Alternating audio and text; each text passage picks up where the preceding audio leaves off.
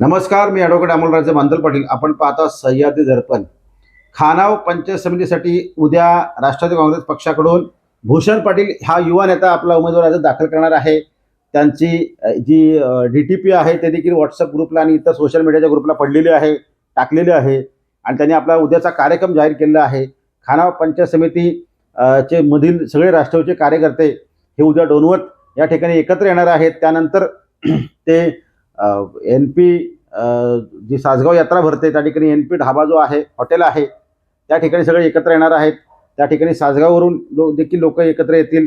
सासगाव पंचायत समितीमधून ज्या देवयानीताई देशमुख या देखील उमेदवार आहेत त्यांची रॅली देखील येणार आहे.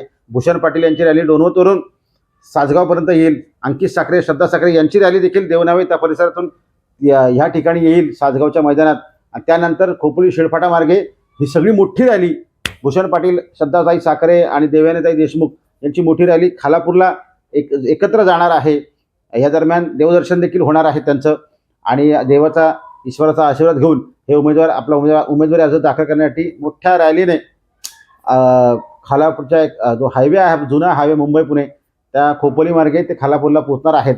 भूषण पाटील हा युवा नेता आहे आणि गेली काही वर्ष असं म्हणून गेली काही वर्ष म्हणजे अलीकडच्या काही वर्षात त्यांनी आपली तयारी केली आहे. पण गेली काही महिने ते प्रचंड ॲक्टिव्हपणे गावोगावात तरुणांच्या अगदी घराघरात ते पोचलेले आहेत. प्रचंड त्यांनी सामाजिक कार्यातून देखील त्यांनी आपली चुरूक दाखवलेली आहे आणि भूषण पाटील उद्या आपला उमेदवारी अर्ज दाखल करणार आहेत. मोठ्या संख्येने सगळे राष्ट्रवादीचे पदाधिकारी कार्यकर्ते त्यांच्यासोबत उद्या असणार आहेत.